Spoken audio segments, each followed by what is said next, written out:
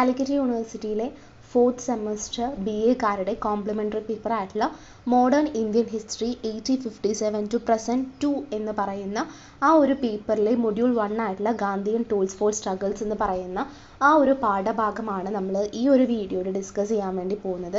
ഇപ്പോൾ ഗാന്ധിയൻ ഐഡിയോളജീസിനെ കുറിച്ചിട്ടും അതുപോലെ തന്നെ പലതരത്തിലുള്ള ഏർലി സ്ട്രഗിൾസ്, അപ്പോൾ ആ ഒരു സമയങ്ങളിൽ 1917 അല്ലെങ്കിൽ ആ ഒരു ടൈമിൽ നടന്നിട്ടുണ്ടായിരുന്ന ഒരുപാട് തരത്തിലുള്ള സ്ട്രഗിൾസ്, ഇപ്പോൾ ചമ്പാരൻ സ്ട്രഗിൾ ആവട്ടെ, അഹമ്മദാബാദ് മിൽ സ്ട്രൈക്ക് ആവട്ടെ, അതുപോലെ കേഡ സ്ട്രഗിള്, റൗലറ്റ് ആക്ട്, അതുപോലെ ജാലിയൻ വാലാബാഗ്, അതിനെക്കുറിച്ചിട്ടൊക്കെയാണ് നമുക്ക് ഇതിനകത്ത് പഠിക്കാനുള്ളത്. പിന്നെ മൊണ്ടേഗു, ചെംസ്ഫോർഡ് റിഫോംസ്, പിന്നെ ഖിലാഫത്ത് പ്രസ്ഥാനത്തെക്കുറിച്ചിട്ടും അങ്ങനെ ഒരുപാട് കാര്യങ്ങൾ നമുക്ക് ഈ ഒരു മൊഡ്യൂളിനകത്ത് പഠിക്കാനുണ്ട്. ഏറ്റവും സിമ്പിൾ ആയിട്ടുള്ള ഒരു മൊഡ്യൂളാണ്. നിങ്ങൾക്ക് അറിയുന്ന കാര്യങ്ങൾ തന്നെ വീണ്ടും ഒന്ന് റിപ്പീറ്റ് ചെയ്യണമെന്നുള്ളൂ. അപ്പോൾ ശ്രദ്ധിച്ചിരിക്കുക, അതുപോലെ തന്നെ ഓരോ ഇയേഴ്സും നോട്ട് ചെയ്ത് തന്നെ പഠിക്കുക. അപ്പോൾ ഗാന്ധിയൻ ഐഡിയോളജീനെ കുറിച്ച് പറയുകയാണെന്നുണ്ടെങ്കിൽ, Gandhian ideology is a set of ideas and principles that describes what inspired vision and his life of work of Gandhi.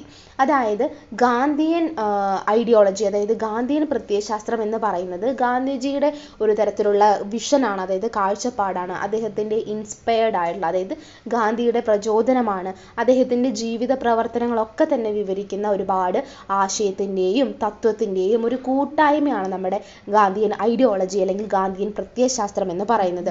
അപ്പോൾ അദ്ദേഹം ഏറ്റവും മെയിനായിട്ട് ഇമ്പോർട്ടൻസ് കൊടുത്തിട്ടുണ്ടായിരുന്നത് സത്യാഗ്രഹത്തിനും അഹിംസയ്ക്കുമാണ്. It is closely linked with his contribution to satyagraha and ahimsa. അതായത് സത്യാഗ്രഹത്തിനും അഹിംസയ്ക്കുമാണ് അദ്ദേഹം ഒരുപാട് മുൻതൂക്കം നൽകിയിരുന്നത്. അതിനകത്ത് ഒരുപാട് തരത്തിലുള്ള സംഭാവനകളും അദ്ദേഹം നൽകിയിട്ടുണ്ട്.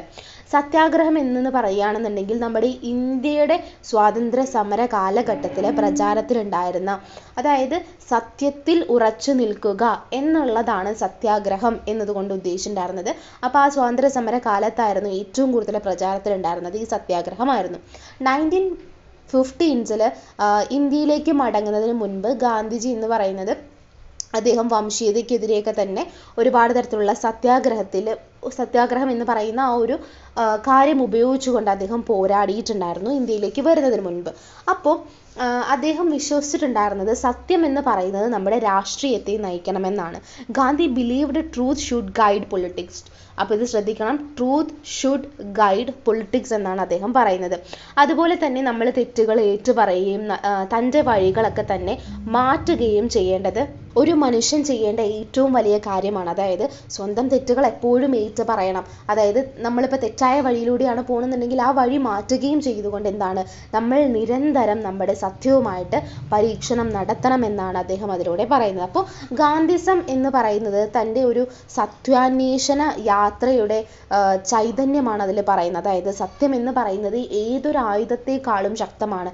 നമുക്കറിയാം അദ്ദേഹം ഏറ്റവും കൂടുതൽ സത്യത്തിൽ വിശ്വസിച്ചിട്ടുണ്ടായിരുന്ന ഒരാളാണ്.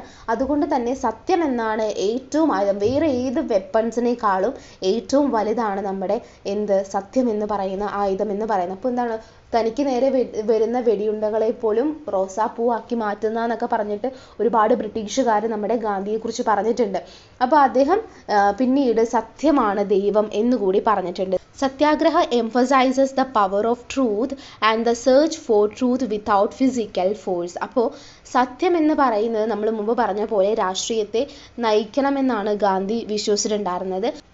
പിന്നെ ശ്രദ്ധിക്കേണ്ട ഒരു വാക്കാണ് a satyagrahi doesn't have the oppressor but appeals to their conscience. അതായത് നമ്മൾ പറയുന്നത് പോലെയാണെന്നുണ്ടെങ്കിൽ ഒരു സത്യാഗ്രഹി നമ്മൾ അടിച്ചമർത്തുക എന്നുള്ള, അല്ലെങ്കിൽ അടിച്ചമർത്തുന്നവനെ ഉപദ്രവിക്കുകയല്ല ചെയ്യുന്നത്. അതായത് നമ്മളിങ്ങനെ ഒപ്രസ് ചെയ്തുകൊണ്ടിരിക്കുന്ന ഒരാളെ ഒരു സത്യാഗ്രഹി ഒരിക്കലും ഉപദ്രവിക്കില്ല, മറിച്ച് അവരുടെ മനസാക്ഷിയെയാണ് അവിടെ ആകർഷിക്കുന്നുണ്ടാവുക. അതുപോലെ ബ്രിട്ടീഷുകാരെയൊക്കെ തന്നെ കുറ്റപ്പെടുത്തരുതെന്ന് ഇന്ത്യക്കാർ അങ്ങനെ കുറ്റപ്പെടുത്തരുത് എന്നാണ് ഗാന്ധി പറഞ്ഞിട്ടുണ്ടായിരുന്നത്. അതായത് അവരെ ബ്രിട്ടീഷുകാരെ കുറ്റപ്പെടുത്തിയിട്ട് കാര്യമില്ല, അവർ അവരുടേതായിട്ടുള്ള കാര്യങ്ങളാണ് ചെയ്തുകൊണ്ടിരിക്കുന്നത്. അതുകൊണ്ട് സത്യം എന്താണോ അതിനെ മുറുകെ പിടിച്ചുകൊണ്ട് നമ്മൾ സത്യത്തിന് വേണ്ടിയിട്ട് പോരാടണം. അതുപോലെ തന്നെ എന്താണ്, നമ്മുടെ ഈ ബ്രിട്ടീഷുകാരെ കുറ്റപ്പെടുത്തിയിട്ട് ഇന്ത്യക്കാരെ ഒന്നും നേടാനില്ല. അതുകൊണ്ട് തന്നെ എന്താണോ നമ്മൾ അതിനു വേണ്ടി പോരാടണം എന്നാണ് ഗാന്ധി പറഞ്ഞിട്ടുണ്ടായിരുന്നത്. ഇനി അഹിംസ എന്ന് പറയുന്നത് നമുക്കറിയാം. അഹിംസ എന്ന് പറയുന്നത് ഗാന്ധിയുടെ സത്യാഗ്രഹത്തിൻ്റെ ഏറ്റവും അടിസ്ഥാനമായിരുന്നു. So ahimsa or non violence അറിയാം. നമുക്ക് വയലൻസ് ഇല്ലാതിരിക്കുന്ന ഒരു അവസ്ഥ. അപ്പോൾ വയലൻസ് എന്ന് പറയുന്ന ഒരു കാര്യമേ ഇവിടെ ഉപയോഗിക്കാൻ വേണ്ടി പാടില്ല. അഹിംസ എന്ന് പറയുന്നത് വാസ് ഫണ്ടമെന്റൽ ടു ഗാന്ധി സത്യാഗ്രഹ. ഗാന്ധിയുടെ സത്യാഗ്രഹത്തിൻ്റെ ഏറ്റവും വലിയൊരു അടിത്തറ എന്ന് പറയുന്നത് എന്തായിരുന്നു? അഹിംസയായിരുന്നു. ഇന്ത്യൻ മതചിന്തകളിലൊക്കെ തന്നെ ഒരു അഹിംസ റിലേറ്റ് ചെയ്തിട്ടുള്ള കുറച്ച് കാര്യങ്ങൾ പറയുന്നുണ്ട്. അതുപോലെ തന്നെ ഒരു ലക്ഷ്യത്തിന് വേണ്ടിയിട്ട് കൊല്ലുന്നത് തെറ്റാണെന്നും അഹിംസയ്ക്ക് ആളുകളെ വിനാശകരമായിട്ടുള്ള പ്രേരണകളിൽ നിന്ന് മോചിപ്പിക്കാൻ കഴിയുമെന്ന് ഗാന്ധി വിശ്വസിച്ചിട്ടുണ്ടായിരുന്നു. അപ്പോൾ നമ്മുടെ ഇപ്പോൾ ലക്ഷ്യം എന്ന് പറയുന്നത് ഏത് വിധേനയും നേടിയെടുക്കാൻ വേണ്ടിയിട്ട് ആളുകളെ കൊല്ലുന്നതൊക്കെ തന്നെ തെറ്റാണെന്നും അഹിംസയ്ക്ക് എന്ത് ചെയ്യാൻ വേണ്ടി പറ്റും? ആളുകളെ ഏറ്റവും വിനാശകരമായിട്ടുള്ള രീതിയിലുള്ള പ്രേരണകളിൽ നിന്ന് മോചിപ്പിക്കാൻ വേണ്ടിയിട്ട് കഴിയുമെന്നൊക്കെയാണ് ഗാന്ധിജി വിശ്വസിച്ചിട്ടുണ്ടായിരുന്നത്. അദ്ദേഹം 2 തരത്തിലുള്ള അഹിംസേനെ പറയുന്നുണ്ട്. പോസിറ്റീവായിട്ടുള്ള ഒരു അഹിംസേനെ കുറിച്ച് പറയുന്നുണ്ട്. And meaning love and charity, അതായത് ലവും അതായത് സ്നേഹവും ചാരിറ്റിയും ദാനധർമ്മവും ഒക്കെയാണ് പോസിറ്റീവിൽ വരുന്നത്. നെഗറ്റീവ് എന്ന് പറയുന്നത് അതായത് ആരെയും ശാരീരികമായോ മാനസികമായോ ഉപദ്രവിക്കരുത് എന്നാണ് അതിൽ പറയുന്നത്. അഹിംസയ്ക്ക് ഏറ്റവും ആവശ്യമുള്ളത് അച്ചടക്കവും ധൈര്യവുമാണ്. ബലഹീനരായിട്ടുള്ള ആളുകൾക്ക് അഹിംസ ഫോളോ ചെയ്യാൻ വേണ്ടി പറ്റില്ല. അഹിംസയ്ക്ക് എല്ലാ ഇന്ത്യക്കാരെയും ഒന്നിപ്പിക്കാൻ കഴിയുമെന്ന് ഗാന്ധിജി കരുതുന്നു. അതായത് നമ്മൾ ഈ വെട്ടും കുത്തും കൊലയായിട്ട് മാത്രം നടന്നാൽ പോരാ. അതല്ല, നമ്മൾ ഒരുമിച്ച് എല്ലാ ഇന്ത്യക്കാരും ഒരുമിച്ച് ചേരണം എന്നുണ്ടെങ്കിൽ അത് അഹിംസയിലൂടെ മാത്രമാണ്, നോൺ വയലൻസിലൂടെ മാത്രമാണ് അതിന് കഴിയുള്ളൂ എന്ന് ഗാന്ധിജി വിശ്വസിച്ചിട്ടുണ്ടായിരുന്നു. അത് തന്നെയല്ലേ നടന്നതും. നമ്മുടെ സ്വാതന്ത്ര്യ സമര കാലഘട്ടങ്ങളിൽ അത് തന്നെയാണ് നടന്നിട്ടുണ്ടായിരുന്നത്. അഹിംസ എന്ന് പറയുന്ന ആ ഒരു തത്വത്തെ മുറുകെ പിടിച്ചുകൊണ്ടാണ് ഇന്ത്യക്കാരെയൊക്കെ തന്നെ നമുക്ക് ഒന്നിപ്പിക്കാൻ കഴിഞ്ഞത്. ഇനി നമ്മൾ ഡിസ്കസ് ചെയ്യാൻ വേണ്ടി പോകുന്നത് ഏർലി സ്ട്രഗിൾസിനെ കുറിച്ചിട്ടാണ്. ഇപ്പം നമ്മൾ പറഞ്ഞത് ഗാന്ധിയൻ ഐഡിയോളജിനെ കുറിച്ചിട്ടാണ്. ഗാന്ധിയൻ ഐഡിയോളജിയിൽ സത്യാഗ്രഹിയും അഹിംസയും നന്നായിട്ടൊന്ന് ഫോക്കസ് ചെയ്താൽ മതി. ഇനി ഏർലി സ്ട്രഗിൾസ് എന്ന് പറയുന്നത് പലതരത്തിലുള്ള പോരാട്ടങ്ങൾ നടത്തിയതിനെ കുറിച്ചിട്ടാണ് പറയുന്നത്. അതായത് പലതരത്തിലുള്ള ഈ ഒരു നമ്മുടെ ബ്രിട്ടീഷുകാരുടെ ഈ ഒരു തരത്തിലുള്ള നമ്മളെ ഉപദ്രവിക്കുന്ന തരത്തിലുള്ള ടാക്സും അതും ഇതുമൊക്കെ ചെയ്തുകൊണ്ട് നമ്മളെ അത്രയും സഹികെട്ട് നമ്മൾ എന്ത് ചെയ്യാണ്, പോരാടാൻ വേണ്ടി ഇറങ്ങിയിരിക്കുന്ന അങ്ങനത്തെ ചെറിയ സ്ട്രഗിൾസിനെ കുറിച്ചിട്ടാണ് ഏർലി സ്ട്രഗിൾസിൽ വരുന്നത് കേട്ടോ. അപ്പോൾ 1917 നമ്മുടെ ദക്ഷിണാഫ്രിക്കയിൽ നിന്ന് ആര് മടങ്ങിയെത്തുകയാണ്? ഗാന്ധിജി ഇന്ത്യയിലേക്ക് മടങ്ങിയെത്തുകയാണ്. അങ്ങനെ ഇന്ത്യയിൽ നടത്തിയിട്ടുള്ളത്, അദ്ദേഹം വന്നതിന് ശേഷം നടത്തിയിട്ടുള്ള ആദ്യത്തെ സത്യാഗ്രഹ പ്രസ്ഥാനമാണ് ചമ്പാരൻ സമരം, അതായത് ചമ്പാരൻ സ്ട്രഗിൾ എന്ന് പറയുന്നത്. അങ്ങനെ ഇന്ത്യയിൽ സത്യാഗ്രഹ എന്ന് പറയുന്ന ആ ഒരു ഐഡിയ വികസിപ്പിക്കുന്നതിൽ ഈ ഒരു ചമ്പാരൻ സ്ട്രഗിളിന് ഏറ്റവും കൂടുതൽ ഒരു പങ്ക് ഉണ്ട് എന്ന് തന്നെ പറയാം. ബീഹാറിൽ ഉണ്ടാവുന്ന ഒരു ചമ്പാരൻ എന്ന് പറയുന്ന സ്ഥലത്ത് ബ്രിട്ടീഷ് ഭൂപ്രഭുക്കന്മാർ എന്ത് ചെയ്യുന്നുണ്ട്? പാവപ്പെട്ട കർഷകരെ ഭക്ഷ്യവിളകൾക്ക് പകരം, അതായത് നമ്മുടെ ഫുഡ് ക്രോപ്സിന് പകരം ക്യാഷ് ക്രോപ്സ് ആയിട്ടുള്ള നീലം കൃഷി ചെയ്യാൻ വേണ്ടിയിട്ട് നിർബന്ധിക്കുകയാണ്. അതെങ്ങനെയാണ് ഇതിൽ പറഞ്ഞിരിക്കുന്നത് നോക്കൂ. Landlord forced poor peasants to grow indigo instead of food crops. So that is cost extreme poverty. ഇതെന്ന് പറയുന്നത് കടുത്ത ദാരിദ്ര്യത്തിലേക്കാണ് കാരണമായത്. അങ്ങനെ 1917 ഒരു ക്ഷാമം വരികയാണ്. അതോടുകൂടിയിട്ട് വളരെ അവസ്ഥ വഷളായി. കാരണം ഫുഡ് ക്രോപ്സ് യൂസ് ചെയ്യുന്ന സമയത്ത് ഇവർക്കും ഫുഡ് കിട്ടുമായിരുന്നു. ഇതിപ്പോൾ ക്യാഷ് ക്രോപ്സ് ഇവരിങ്ങനെ ഇൻഡിഗോ പോലത്തെ സാധനങ്ങളൊക്കെ തന്നെ കൃഷി ചെയ്യാൻ വേണ്ടി പറഞ്ഞു കഴിഞ്ഞാൽ ഇതെടുത്ത് കഴിക്കാൻ വേണ്ടി പറ്റില്ലല്ലോ. അങ്ങനെ ക്ഷാമം എന്ന് പറയുന്നത് വളരെയധികം രൂക്ഷമായി, അങ്ങനെ കൂടുതൽ അവസ്ഥ വഷളായിക്കൊണ്ടിരുന്നു. അങ്ങനെ ഇന്ത്യയിലുടനീളം സഞ്ചരിച്ചിട്ടുണ്ടായിരുന്ന ഈ ഒരു കർഷകൻ രാജ്കുമാർ ശുക്ല എന്ന് പറയുന്ന ഒരു കർഷകൻ ഗാന്ധിജിയെ സമീപിച്ചിട്ട് പറയുകയാണ് ഇങ്ങനെയാണ് ഇഷ്യൂസ് ചമ്പാരനിൽ എന്നൊക്കെ പറഞ്ഞിട്ട് ഗാന്ധിജിയുടെ ഒരു ആവശ്യം, അതായത് ഗാന്ധിജിയുടെ ഒരു സഹായം അഭ്യർത്ഥിക്കുകയാണ് ചെയ്തിട്ടുണ്ടായിരുന്നത്. അങ്ങനെ ഗാന്ധി എന്ത് ചെയ്തു? മറ്റ് നേതാക്കളുടെ ഒപ്പം ചമ്പാരനിലെത്തിയിട്ട് അഹിംസ, നോൺ വയലൻസ് റിലേറ്റ് ചെയ്തിട്ട് നോൺ വയലൻസ് ഉപയോഗിച്ച് കൊണ്ടിട്ട് ഒരു സത്യാഗ്രഹം അവിടെ നിർദ്ദേശിക്കുകയാണ്. അങ്ങനെ അദ്ദേഹം പറയുന്നുണ്ട്, രാഷ്ട്രീയപരമായിട്ടുള്ള ഒരു സ്വാതന്ത്ര്യത്തെ കുറിച്ചിട്ടൊന്നും അദ്ദേഹം പറയുന്നില്ല. So he was against taking political independence but focused on helping പെസൻസ്. അപ്പോൾ ഒരു പൊളിറ്റിക്കൽ ആയിട്ടുള്ള ഒരു ഇൻഡിപെൻഡൻസിലാണെന്നുണ്ടെങ്കിലും പക്ഷേ നമ്മുടെ പൊതുജനങ്ങളെ സഹായിക്കാൻ വേണ്ടിയിട്ടാണ് അദ്ദേഹം വന്നിട്ടുണ്ടായിരുന്നത്. അങ്ങനെ ഗാന്ധി എന്ത് ചെയ്തു? എല്ലാവരും കൂടി അറസ്റ്റ് ചെയ്തിട്ടുണ്ടായിരുന്നു ഇങ്ങനൊരു സത്യാഗ്രഹം ഇരുന്നതിന്. അങ്ങനെ പൊതുജനങ്ങളുടെയൊക്കെ തന്നെ വളരെയധികം സമ്മർദ്ദത്തെ തുടർന്നിട്ട് എന്ത് ചെയ്യാണ്? ഗാന്ധിജീനെ വിട്ടയക്കുകയാണ് ചെയ്തിട്ടുണ്ടായിരുന്നത്. അങ്ങനെ ഒടുവിൽ ഭൂ ഉടമകൾക്ക് എന്ത് ചെയ്യുന്നുണ്ട്? പാവപ്പെട്ട കർഷകർക്ക് നഷ്ടപരിഹാരം നൽകാനും കാർഷിക നിയന്ത്രണം നൽകാനും ഒക്കെ തന്നെ സമ്മതിച്ചിട്ടുണ്ടായിരുന്നു. അങ്ങനെ ക്ഷാമകാലത്ത് ഈ ഒരു പിരിവ് എന്ന് പറയുന്നത് താൽക്കാലികമായിട്ട് നിർത്തിവെക്കുകയാണ് ഉണ്ടായത്. ഈ ഒരു ചമ്പാരൻ സമരത്തിലൂടെയാണ് ഗാന്ധിയെ കുറച്ചുകൂടി ജനപ്രിയനാക്കാനും അദ്ദേഹത്തിന് ബാപ്പു അല്ലെങ്കിൽ മഹാത്മാവ് എന്നിയുള്ള പേരുകളൊക്കെ വരാൻ വേണ്ടിയിട്ട് കാരണം. അപ്പോൾ ഇവിടെ എന്ന് പറയുന്നത് കുറച്ചുകൂടി പുവർ ഫാമേഴ്സിനെ ഗാന്ധി കൺട്രോൾ ചെയ്തിട്ടുണ്ടായിരുന്നു. ചമ്പാരനിൽ ഉണ്ടായിരുന്ന ഇൻഡിഗോ റിലേറ്റ് ചെയ്തിട്ടുള്ള ഒരു സമരമായിരുന്നു ചമ്പാരൻ സ്ട്രഗിൾ എന്ന് പറയുന്നത്. അപ്പോൾ ഇത് മറക്കരുത്. ഇനി നമ്മൾ അടുത്ത് ഡിസ്കസ് ചെയ്യാൻ വേണ്ടി പോകുന്നത് അഹമ്മദാബാദ് മിൽ സ്ട്രൈക്കിനെ കുറിച്ചിട്ടാണ്.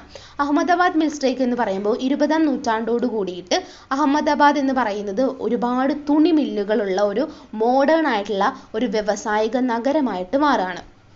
1918 പ്ലേഗ് പറയുന്ന ഒരു സംഭവം, അതായത് അതിന് മുൻപ് തന്നെ പ്ലേഗ് ബാധിച്ചിട്ടുണ്ടായിരുന്നു. അതായത് ഒരുപാട് ആളുകൾ പ്ലേഗ് വന്ന് മരിച്ചു പോയിട്ടുണ്ടായിരുന്നു.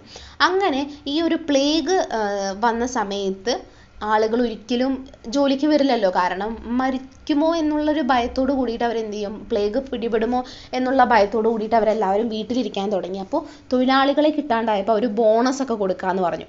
അതായത് പ്ലേഗ് ബോണസ് എന്ന് പറഞ്ഞിട്ടുള്ള രീതിയിൽ നിങ്ങൾ ഈ ഒരു സിറ്റുവേഷനിൽ വന്നു കഴിഞ്ഞാൽ നമ്മൾ കുറച്ചുകൂടി പൈസ കൂട്ടിത്തരാം എന്ന് പറഞ്ഞിട്ട് പ്ലേഗ് ബോണസ് കൊടുത്തു.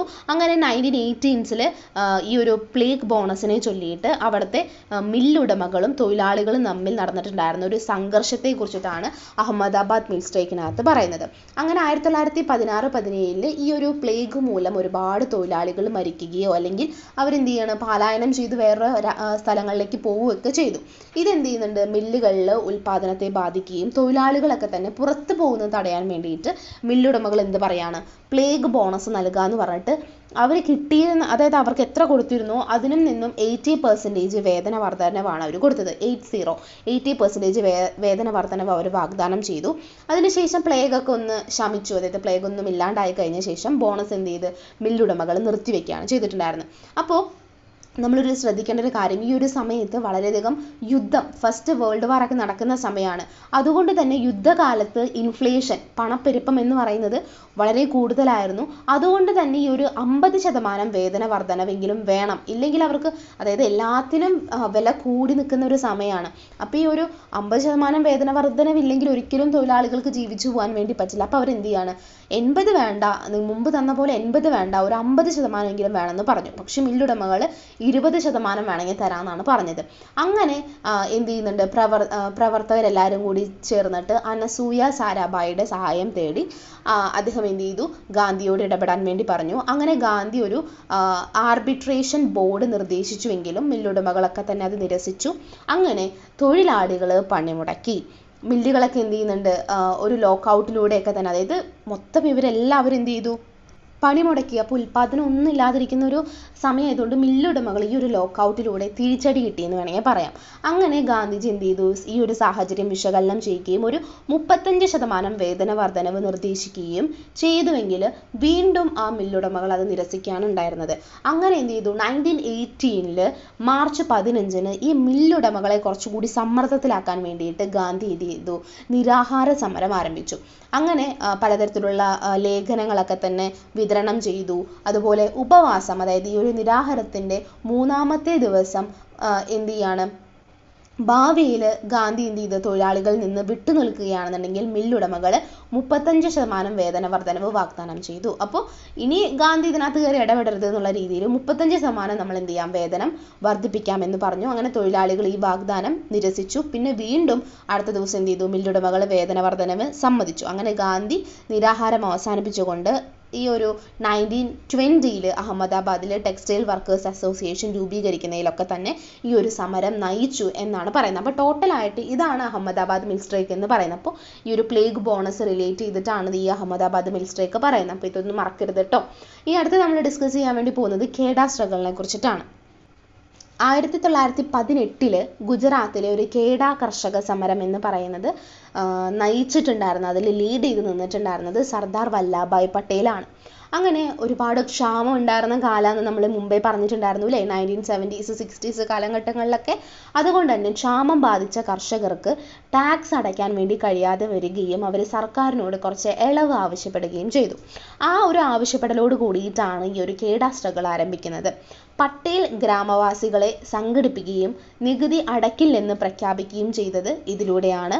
അങ്ങനെ മറ്റ് ജില്ലകളിൽ നിന്നൊക്കെ തന്നെ ഈ ഒരു വാഗ്ദാനം, അതായത് അവരൊക്കെ സഹായം വാഗ്ദാനം ചെയ്തിട്ടും എന്ത് ചെയ്യാണ്, പട്ടേൽ എന്ത് ചെയ്യാണ്, വേണ്ട, അതായത് നമ്മുടെ സർദാർ വല്ലഭായ് പട്ടേൽ പറയാണ് നിങ്ങളുടെ സഹായം ഒന്നും വേണ്ട, ഇപ്പം ഈ ഒരു ഗ്രാമവാസികളെ, പട്ടേൽ എന്ത് ചെയ്യാണ്, ഗ്രാമവാസികളെയൊക്കെ തന്നെ സംഘടിപ്പിച്ചിട്ട് നികുതി അടയ്ക്കുന്നില്ല എന്ന് തന്നെ പറയാണ്. അങ്ങനെ മറ്റ് ജില്ലകളിൽ നിന്ന് സഹായം കിട്ടിയിട്ടും വേണ്ട എന്ന് പറഞ്ഞു. ഈ ഒരു പ്രാദേശികമായിട്ട്, അതായത് ഈ ഒരു കേഡ എന്ന് പറയുന്ന ഈ ഒരു കർഷകം ഈ ഒരു കൂട്ടായ്മയിൽ മാത്രം ഇത് നിന്നാൽ മതി എന്ന് അദ്ദേഹം പറയാണ്. അങ്ങനെ പണമടയ്ക്കാത്തവരുടെ സ്വത്തുക്കൾ പിടിച്ചടക്കുമെന്ന് എന്ത് ചെയ്യാണ്, നമ്മുടെ ബ്രിട്ടീഷ് ഗവൺമെൻറ് ഭീഷണിപ്പെടുത്തി കൊടുക്കുകയാണ്. അപ്പോൾ അവരെന്ത് ചെയ്തു, ശരി എന്ന് പറഞ്ഞു. അങ്ങനെ അവരത് ചെയ്യുകയും ചെയ്തു. പിന്നെ ഗാന്ധിജിയുടെയും പട്ടേലിൻ്റെയും ഉപദേശം പിന്തുടർന്നുകൊണ്ട് കർഷകർ എതിർത്തില്ല.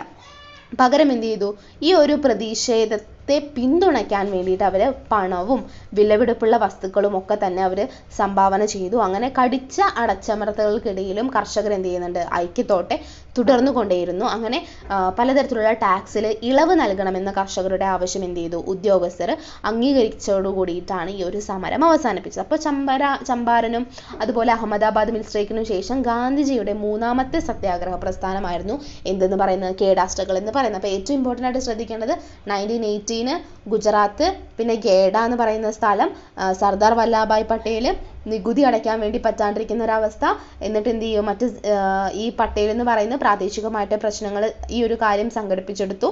എന്നിട്ട് ഗവൺമെൻറ് എന്ത് ചെയ്തു, പണമടയ്ക്കാത്തവരുടെ സ്വത്തുക്കൾ പിടിച്ചടക്കി. അതുപോലെ ശേഷം എന്ത് ചെയ്തു, ഗാന്ധിജി എന്ത് ചെയ്യും, പട്ടേലിൻ്റെയൊക്കെ തന്നെ ഉപദേശത്തെ തുടർന്നിട്ട് കർഷകർ പിന്നെ അത് എതിർക്കാൻ നിന്നില്ല. അതിന് വേണ്ടിയിട്ട് ഈ ഒരു പ്രതിഷേധത്തെ പിന്തുണയ്ക്കാൻ അവരെന്ത് ചെയ്തു, പണവും വിലപിടിപ്പുള്ള വസ്തുക്കളൊക്കെ തന്നെ സംഭാവന ചെയ്തുകൊണ്ട് ഈ ഒരു അടിച്ചമർത്തലുകളിടയിൽ കർഷകർ എന്ത് ചെയ്തു, ഐക്യത്തോടെ തുടർന്നുകൊണ്ട് അങ്ങനെ നികുതിയിൽ ഒരു ഇളവ് നൽകാമെന്ന് ബ്രിട്ടീഷ് ഗവൺമെൻറ് സമ്മതിച്ചോട് കൂടിയിട്ടാണ് ഈ ഒരു സമരം അവസാനിക്കുന്നത്. ഇനി നമ്മൾ അടുത്ത് ഡിസ്കസ് ചെയ്യാൻ വേണ്ടി പോകുന്നത് വാട്ട് ഈസ് റൗലറ്റ് ആക്ടിനെ കുറിച്ചിട്ടാണ്, ഹർത്താലിനെ കുറിച്ചിട്ടാണ് നമ്മൾ അടുത്ത് ഡിസ്കസ് ചെയ്യാൻ വേണ്ടി പോകുന്നത്. 1919 നമ്മുടെ ബ്രിട്ടീഷ് കൊളോണിയൽ ഗവൺമെൻറ് ഇന്ത്യയിൽ പാസ്സാക്കിയിട്ടുണ്ടായിരുന്ന ഒരു നിയമമായിരുന്നു റൗലറ്റ് ആക്ട് എന്ന് പറയുന്നത്. അതായത് റൗലറ്റ് ആക്ട് പ്രകാരം പറയുന്നത് എന്താ വെച്ച് കഴിഞ്ഞാൽ, which allowed imprisonment without trial and suspension of civil liberties. അതായത് വിചാരണ കൂടാതെ തടവിലാക്കാൻ വേണ്ടിയിട്ട് അനുവദിക്കുകയും പൗരസ്വാതന്ത്ര്യം, ഓരോ നേഷനും അതിൻ്റേതായിട്ടുള്ള ഒരു സ്വാതന്ത്ര്യം ഉണ്ട് പൗരന്മാർക്ക്, ആ ഒരു പൗരസ്വാതന്ത്ര്യം താൽക്കാലികമായിട്ട് നിർത്തിവെക്കുകയും ചെയ്തു. അങ്ങനെ നമ്മൾ ആ ഒരു സമയമാകുമ്പോഴേക്കും 1919 ആകുമ്പോഴേക്കും കുറച്ചുകൂടി പരിഷ്കാരമുള്ള നിയമങ്ങൾ എത്തുമെന്ന് വിചാരിച്ചു കൊണ്ടിരുന്ന നമ്മുടെ ഇന്ത്യക്കാരെ ഈ ഒരു നിയമം എന്ത് ചെയ്യാണ്, ചൊടിപ്പിക്കുകയാണ് ചെയ്തത്. കാരണം എന്താണ്, സിവിൽ ലിബർട്ടീസ് ഒക്കെ തന്നെ ഇല്ലാണ്ടാക്കുന്ന തരത്തിൽ നിയമം കൊണ്ടുവന്നു കഴിഞ്ഞാൽ എന്ത് ചെയ്യാനാണ്, പിന്നെ ഒരു വിചാരണ കൂടാതെ ആളുകളെ തടവിലാക്കാനും ഒക്കെ തന്നെ ചെയ്ത് കഴിഞ്ഞാൽ ഇവരെന്ത് ചെയ്യാനാണ്. അതുകൊണ്ട് തന്നെ എന്ത് ചെയ്തു, ഇന്ത്യക്കാരെ ഈ ഒരു നിയമം പ്രകോപിപ്പിച്ചു. അങ്ങനെ രാജ്യവ്യാപകമായിട്ട് പ്രതിഷേധത്തിന് നേതൃത്വം നൽകി ഗാന്ധി.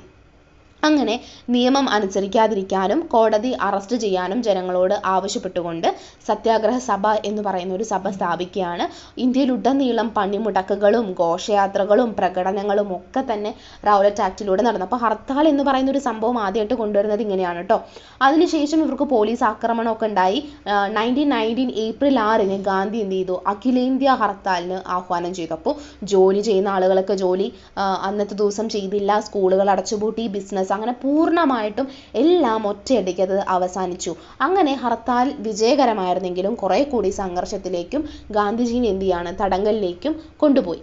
അങ്ങനെ മെച്ചപ്പെട്ടുള്ള രീതിയിലുള്ള തയ്യാറെടുപ്പോട് കൂടിയിട്ട് അവരെന്ത് ചെയ്യാണ്, ഈ ഒരു പ്രസ്ഥാനം താൽക്കാലികമായിട്ട് നിർത്തിവെക്കാനാണ് അദ്ദേഹം ഉദ്ദേശിച്ചിട്ടുണ്ടായിരുന്നത്. അപ്പോൾ ഇതിൽ ഹർത്താൽ എന്ന് പറയുന്ന ഒരു കാര്യം, അഖിലേന്ത്യാ ഹർത്താൽ എന്നൊരു കാര്യം കൊണ്ടുവന്നിട്ടുള്ളതും അത് ഇമ്പോർട്ടൻ്റ് ആയിട്ട് നമ്മുടെ ഇന്ത്യയിൽ എല്ലാവരും അത് ആചരിക്കുകയും ചെയ്തിട്ടുണ്ടായിരുന്ന ഒരു കാര്യത്തെക്കുറിച്ചിട്ടാണ് ഇതിനകത്ത് പറയുന്നത്. അപ്പോൾ എന്താണ്, എല്ലാവരും തമ്മിലുള്ളൊരു കോർഡിനേഷനാണ് കാണുന്നത് ഇതിനകത്ത് അല്ലേ. അപ്പോൾ അത് മറക്കരുത്. റൗലറ്റ് ആക്ട് എന്ന് പറയുന്നത് എന്താണ്, ഈ ഒരു ഹർത്താൽ എന്ന് പറയുന്നത് 1919 ബ്രിട്ടീഷ് കൊളോണിയൽ ഗവൺമെൻറ് കൊണ്ടുവന്നതാണ്. വിചാരണ കൂടാതെ തടവ് അനുവദിക്കുകയും പൗരസ്വാതന്ത്ര്യം, സിവിൽ ലിബർട്ടീസ് ഒക്കെ തന്നെ സസ്പെൻഡ് ചെയ്യുകയും ചെയ്തിട്ടുണ്ടായിരുന്ന ഒന്നായിരുന്നു റൗലറ്റ് ആക്ട് എന്ന് പറയുന്നത്. ഇനി നമ്മൾ ഡിസ്കസ് ചെയ്യാൻ വേണ്ടി പോകുന്നത് ജാലിയൻ വാലാബാഗിനെ കുറിച്ചിട്ടാണ്. ജാലിയൻ വാലാബാഗ് നമ്മൾ കുറേ വട്ടം കേട്ടിട്ടുള്ള ഒരു സാധനമാണ്. ഈ റൗലറ്റ് ആക്ടില്ലേ കൊണ്ടുവന്നിട്ടുള്ള ഈ നിയമത്തിനെതിരായിട്ട് ഒരുപാട് തരത്തിലുള്ള പ്രക്ഷോഭങ്ങൾ എന്ത് ചെയ്യാണ്, നമ്മുടെ പഞ്ചാബിൽ തീവ്രമായിട്ട് നടന്നു. അവിടെ ലഫ്റ്റനന്റ് ഗവർണർ മൈക്കൽ ഒഡോയർ, അതായത് ഈ ഡയർ എന്ന് പറയുന്ന ആൾ എന്ത് ചെയ്യാണ്, അടിച്ചമർത്താൻ വേണ്ടിയിട്ട് പലതരത്തിലുള്ള കഠിനമായിട്ടുള്ള രീതികൾ ഉപയോഗിക്കുകയാണ് ഡയർ. അതായത് ഈ റൗലറ്റ് ആക്ടിനെതിരെ നടന്ന ഈ പ്രക്ഷോഭത്തെ അടിച്ചമർത്താൻ വേണ്ടിയിട്ട്. അങ്ങനെ ഏപ്രിൽ 6 നടന്നിട്ടുണ്ടായിരുന്ന ഹർത്താൽ, നമ്മൾ പറഞ്ഞല്ലോ മുമ്പ് അഖിലേന്ത്യാ ഹർത്താൽ ഉണ്ടായിരുന്നു ഏപ്രിൽ 6 ആ ഒരു ഹർത്താലിന് ശേഷം അക്രമ സംഭവങ്ങളാണ് അവിടെ അരങ്ങേറിക്കൊണ്ടിരുന്നത്. അതുപോലെ സത്യപാൽ, സെയ്ഫുദ്ദീൻ കിച്ചുലു തുടങ്ങിയിട്ടുള്ള 2 നേതാക്കളെ നാട് കടത്തി. അതുപോലെ കൂടുതൽ പ്രതിഷേധങ്ങൾക്ക് കാരണമായി. ഇത്രയും നല്ല നേതാക്കളെ അവരെന്ത് ചെയ്യാണ് നാട് കടത്തിയത് വളരെയധികം പ്രതിഷേധങ്ങൾക്ക് കാരണമായി. ബ്രിഗേഡിയർ ജനറൽ ഡയർ എന്ത് ചെയ്തു, ഏപ്രിൽ 15 സൈനിക നിയമം പ്രഖ്യാപിക്കുകയും പലതരത്തിലുള്ള അറസ്റ്റുകൾ, പൊതുയോഗങ്ങളൊക്കെ തന്നെ നിരോധിച്ചു. അങ്ങനെ ഭയങ്കര ഒരുപാട് അങ്ങോട്ട് സപ്രസ് നമ്മൾ മൊത്തത്തിൽ അടിച്ചമർത്തി എന്ന് വേണമെങ്കിൽ പറയാൻ വേണ്ടി പറ്റും. അങ്ങനെ ഒത്തുചേരൽ അതായത് കൂട്ടം കൂടി കഴിഞ്ഞ് നമ്മൾ ഈ എല്ലാവരും ഡിസ്കസ് ചെയ്യുന്ന, ഈ ഫോണും കാര്യങ്ങളൊന്നും ഇല്ലല്ലോ, നിങ്ങൾ വാട്സപ്പ് ഗ്രൂപ്പൊന്നും ഇല്ല, അപ്പോൾ എല്ലാവരും ഒരുമിച്ചാണ് കൂടിച്ചേരുക. അപ്പോൾ ഈ ഒത്തുചേരലുകൾക്ക് നിരോധനം ഉണ്ടായിരുന്നിട്ടും വൈശാഖി ദിനമായിട്ടുള്ള ഏപ്രിൽ 13 എന്ത് ചെയ്യുന്നുണ്ട്, അമൃത്സറിലെ ജാലിയൻ വാലാബാഗിൽ ഒരു പ്രതിഷേധ യോഗം പ്രഖ്യാപിക്കുകയാണ് ഉണ്ടായത്. അങ്ങനെ ഈ ഒരു നിരോധനം അറിയാതെ തന്നെ 10,000-ഓളം പേര് അവിടെ തടിച്ചുകൂടി വന്നിട്ടുണ്ടായിരുന്നു. അപ്പോൾ ജനറൽ ഡയർ എന്ത് ചെയ്യാണ്, യാതൊരു മുന്നറിയിപ്പും കൂടാതെ ജനത്തിന് മേലെ എന്ത് ചെയ്യാണ്, വെടിവെക്കുകയാണ് ചെയ്തിട്ടുണ്ടായിരുന്നത്. അങ്ങനെ കൂട്ടക്കൊല എന്ന് പറയുന്ന ഒരു കാര്യമാണ് അവിടെ ഉണ്ടായത്. ആയിരക്കണക്കിന് ആളുകൾ കൊല്ലപ്പെടുകയും 100 കണക്കിന് പേർക്ക് പരിക്കേൽക്കുകയും ഒക്കെ ചെയ്തിട്ടുണ്ടായിരുന്നു. അങ്ങനെ അവരുടെ ഈ ഒരു സൈനിക നിയമം എന്ന് പറയുന്നത് വളരെയധികം ക്രൂരമായിട്ടുള്ള കാര്യങ്ങളാണ് അവിടെ ചെയ്തു കൂടിയിട്ടുണ്ടായിരുന്നത്.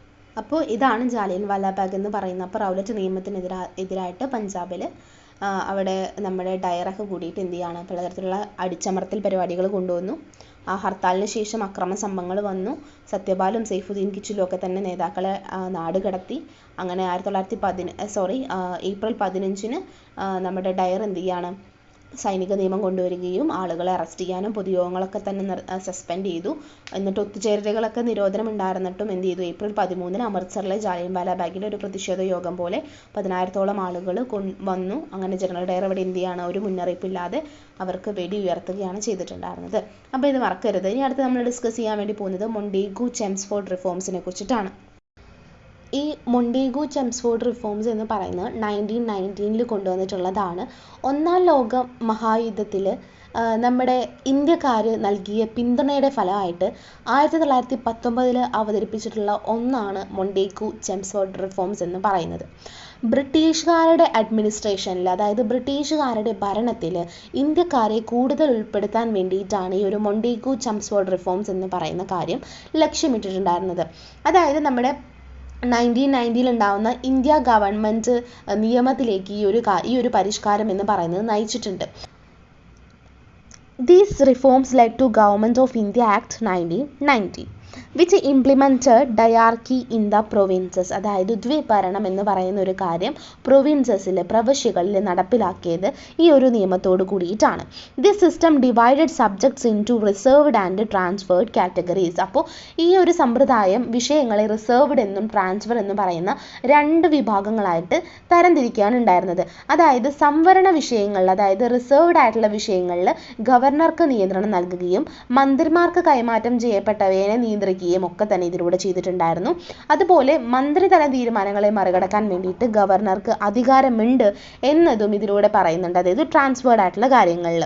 So giving governors control over the reserved subjects while ministers control transferred ones. അപ്പോൾ മറ്റേത് ഗവർണേഴ്സ് കൺട്രോൾ ചെയ്യുകയാണെന്നുണ്ടെങ്കിൽ മിനിസ്റ്റേഴ്സ് ട്രാൻസ്ഫേർഡ് ആയിട്ടുള്ള കാര്യങ്ങളാണ് കൺട്രോൾ ചെയ്തിട്ടുണ്ടായിരുന്നത്.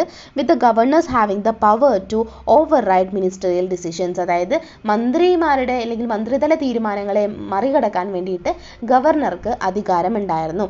So the reform also expanded provincial legislative councils with a majority of members elected. അപ്പോൾ ഈ ഒരു പ്രൊവിൻസസിലെ legislative ആയിട്ടുള്ള കൗൺസിലുകളൊക്കെ തന്നെ കൊണ്ടുവന്നു.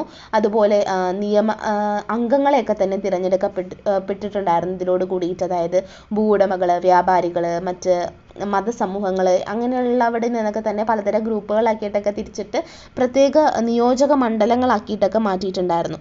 സോ ഈ ലാൻഡ് ലോഡ്സ്, മെർച്ചൻസ്, റിലീജിയസ് കമ്മ്യൂണിറ്റീസിനൊക്കെ തന്നെ സെപ്പറേറ്റ് കോൺസ്റ്റിറ്റ്യുവൻസീസ് ആക്കിയിട്ട്, നിയോജക മണ്ഡലങ്ങളാക്കിയിട്ട് മാറ്റിയിട്ടുണ്ടായിരുന്നു. അങ്ങനെ സെൻട്രലിൽ ഇരു സഭകളിലും സാമുദായികമായിട്ടുള്ള പ്രാതിനിധ്യമുള്ള ഈ ഒരു നിയമസഭ എന്ന് പറയുന്ന ഒരു കാര്യം കൊണ്ടുവന്നു. While some of reform as progressive, other considered them reactionary. അതായത് ചിലവർ ഇത് പ്രോഗ്രസീവ് ആയിട്ടുള്ള പുരോഗമനകരമായിട്ടുള്ള ഒരു കാര്യമായിട്ട് കണ്ടപ്പോൾ മറ്റുള്ള ആൾക്കാർ ഇത് പിന്തിരിപ്പനായിട്ടാണ് കണ്ടിട്ടുണ്ടായിരുന്നത്.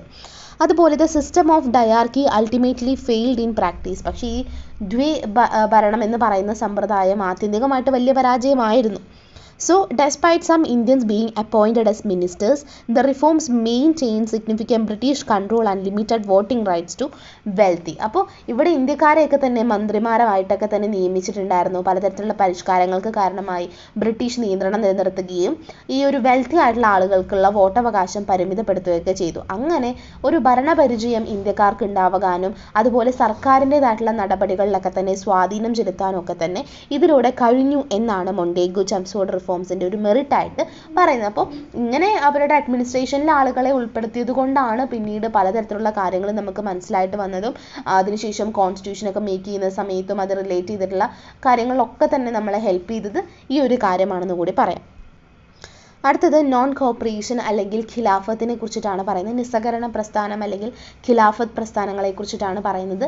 1921-22 കാലഘട്ടങ്ങളാണ് ഈ നോൺ കോപ്പറേഷൻ ഖിലാഫത്ത് പ്രസ്ഥാനങ്ങളൊക്കെ തന്നെ ഇന്ത്യയുടെ ഈ ഒരു സ്വാതന്ത്ര്യ സമരത്തിൽ ഒരു സുപ്രധാന കാലഘട്ടത്തെയാണ് പറയുന്നത്. അപ്പോൾ ഗോഖലെ, അതുപോലെ ദാദാഭായ് നവറോജി, ബാലഗംഗാധര തിലക്, അങ്ങനെ ഒരുപാട് നേതാക്കളുടെ മരണം എന്ന് പറയുന്നത് ദേശീയ പ്രസ്ഥാനത്തിനൊരു ശൂന്യത സൃഷ്ടിച്ചു എന്ന് പറയാം. അപ്പോൾ ഇവരൊക്കെ ഒരുപാട് പ്രവർത്തിച്ചിട്ടുണ്ട് നമ്മുടെ സ്വാതന്ത്ര്യ സമരത്തിന് വേണ്ടിയിട്ട്.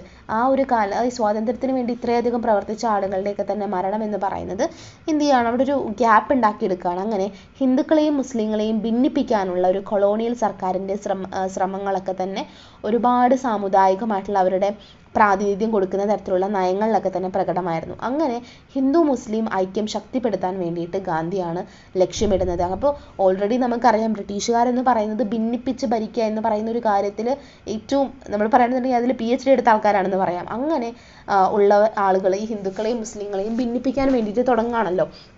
അപ്പോൾ ഈ ഒരു ഹിന്ദു മുസ്ലിം ഐക്യം ശക്തിപ്പെടുത്താൻ വേണ്ടിയിട്ട് ഗാന്ധി ലക്ഷ്യമിടുകയാണ്.